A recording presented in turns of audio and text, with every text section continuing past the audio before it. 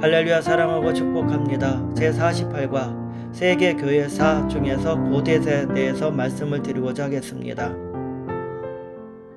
첫 번째, 교회사의 개념. 기독교의 신앙과 역사는 삼위일체 하나님으로부터 시작됩니다. 그리고 시간과 공간의 역사에 있어서는 예수 그리스도의 성육신을 중심으로 해서 역사의 전환점, 새 생명의 출발, 그리고 예배의 중심을 이룹니다. 그러므로 우리 교회 신앙과 역사를 예수 그리스도에게서 그 기원을 가지며 교회의 역사적 흐름은 예수 그리스도의 성육신 이전 역사와 이후 역사로 구분하여 생각할 수 있습니다. 신적 기원을 가진 기독교는 역사적 종교로서 교회사는 이런 역사적 종교인 기독교의 기원, 발단, 인간 세계와의 관계, 구원 역사의 조직과 등을 연구하는 학문입니다. 교회사의 시대적인 구분입니다. 2000년 기독교회의 역사는 아래와 같이 시대를 구분할 수 있습니다. 고대 교회사 BC 4세기경부터 AD 590년, 중세 교회사 590년부터 1517년, 근세 교회사 1517년부터 현재까지 이루고 있는 것입니다. 두 번째, 교회 탄생과 성장. 1번, 교회 탄생 당시의 정황. 복음이 땅끝까지 전해지는데 용이한 환경을 만들어준 것은 로마 제국이었습니다. 로마인들은 정치적인 통일국가를 이루고 세계를 하나의 정치권으로 묶음으로써 기독교 복음 전파를 용이하게 할 수 있는 제반 여건을 조성하게 되었습니다. 2번, 교회의 시작. 예수 그리스도는 기독교 복음 그 자체이며 기독교의 근원이십니다. 하나님은 일찍이 타락한 인간에게 구세주이신 메시아를 약속하셨고, 그리고 이 약속은 이스라엘 민족의 역사 속에 이루어졌습니다. 예수 그리스도는 구약에 예언된 오실 메시아, 신약에 오신 메시아이고 하나님의 택한 백성의 구세주이시며, 그러므로 기독교의 시작은 예수 그리스도에게서 비롯됩니다. 예수 그리스도의 사역은 요단강에서 세례 요한에게 세례를 받으신 후 예수님께서는 공생애를 시작하셨고, 예수님은 천국 복음을 전파하시며 제자들을 택해 그들과 함께 가르치시며 전도하시며 모든 병자들을 고치셨습니다. 예수님은 가이사랴 빌립보에서 베드로에게 질문하신 후 교회를 세우실 것을 말씀하셨는데, 마태복음 16장 16절로 18절에 이 말씀은 교회의 태동을 알리는 신호탄이었습니다. 오순절 성령 강림. 예수님께서 승천하시면서 제자들에게 성령을 기다리라고 말씀하셨는데, 이 말씀대로 승천하신 후 열흘 만인 오순절날 마가의 다락방에 모여있던 120명의 성도들에게 성령님이 임했습니다. 사도행전 2장 1절로 4절의 말씀입니다.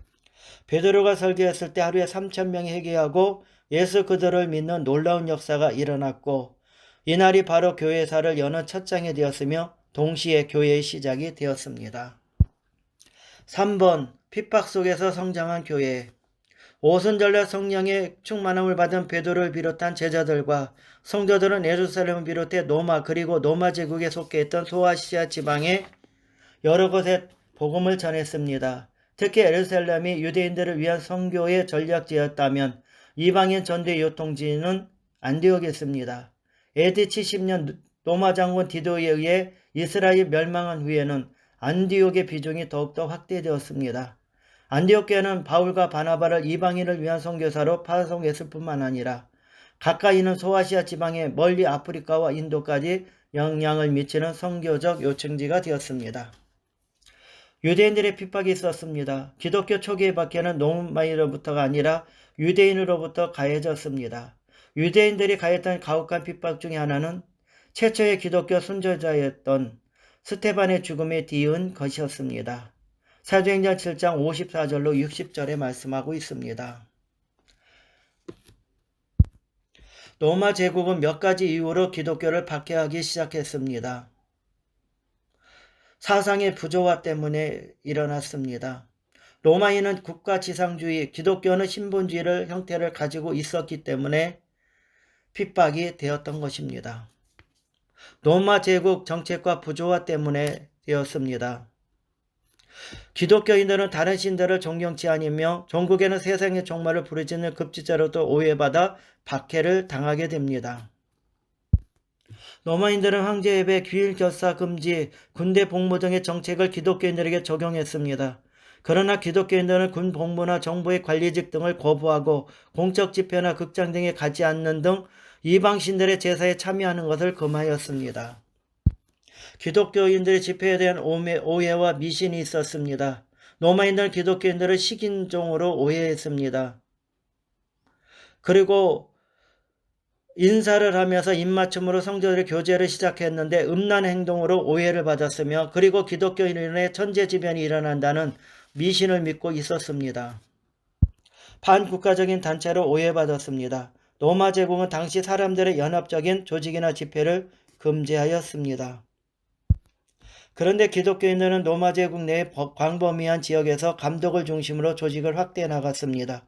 또 회중에서는 장로와 집사라는 지도자들도 결성되어 조직화하였습니다. 박해의 상황. 기독교에 대한 최초의 박해자는 네로 황제입니다. AD 64년 8월 18일 로마에는 대화재가 발생했는데, 이로 인해 도시의 14구역 중 10구역이 소실되었습니다. 이 화재는 네로 황제가 로마시를 다시 새롭게 건설하기 위해 방화했다는 소문이 나돌기 시작했습니다.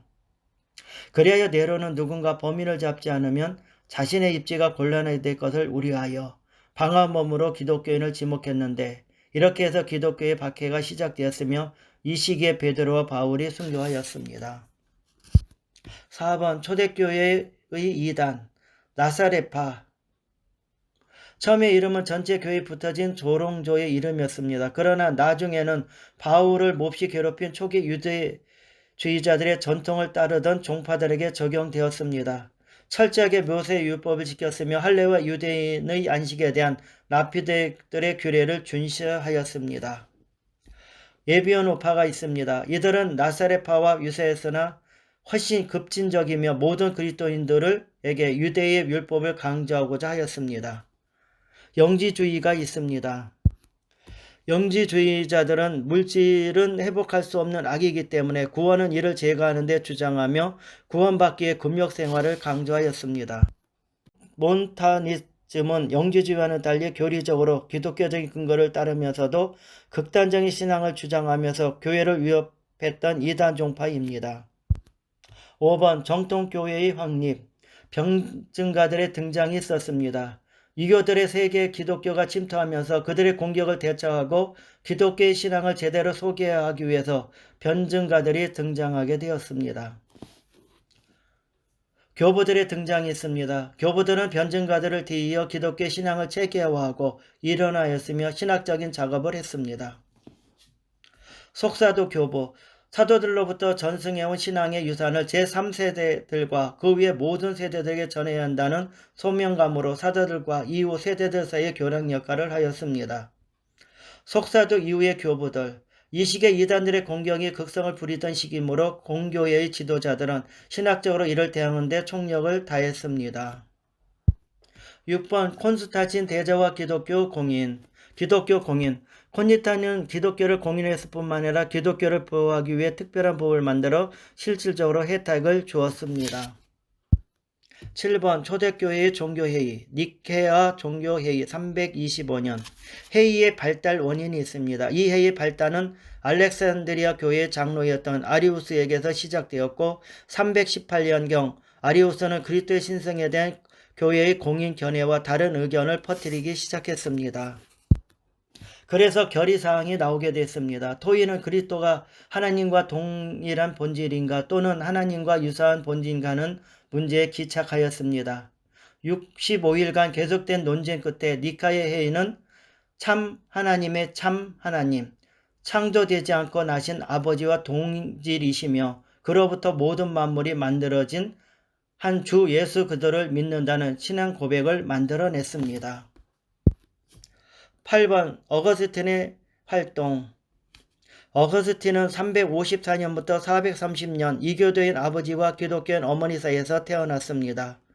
어거스틴은 키케로의 호르덴시우스, 성경, 만유교, 아리스토텔레스, 심프라스톤주의 영향을 받으며 성장했는데 특히 만유교에 심취했으며 수학과 심프라스톤에 가르치는 교사가 되었습니다. 그 젊은 시절 방탕하고 호색적인 생활을 하였는데 17세에는 첩을 두었으며 사생아를 낳기까지도 했습니다. 어거스틴의 어머 모니카는 아들을 위해 계속적으로 눈물의 기도를 했는데 그 기도가 응답되는 일이 찾아왔습니다. 어거스틴이 밀라노의 어느 정원을 거닐며 깊은 번뇌와 불안에 빠져 있을 때 담밖에서 집어라 읽어라는 아이들의 동요 소리가 들려왔습니다. 그는 주변을 돌아봤는데 마침 성경책이 있어 펴보니 로마서 13장의 말씀이 눈에 들어왔습니다. 이 말씀에 큰 감동을 받은 어거스틴은 새로운 사람이 되었고요. 온갖 좌절과 절망의 어두움은 사라지고 평안함이 임하게 되었습니다. 그는 사제의 안수를 받고 히포의 감독이 되었으며 성자라는 칭호를 받기까지 경건과 신학의 깊은 차원에 이르렀습니다. 어거스틴의 독백, 삼일체론, 하나님의 도덕성, 참회록, 명상록 등을 비롯해서 여러 저서를 남겼어요. 그는 하나님에게만 참 만족과 가장 높은 선을 찾을 수 있으며 하나님이야말로 모든 것을 창조하신 모든 것의 근본이시며 기초가 되신다고 생각했습니다. 어거스틴은 사도 바울 이후 가장 위대한 신학자로 불리게 되었습니다. 할렐루야! 오늘도 수고하셨습니다. 승리하시기를 바랍니다.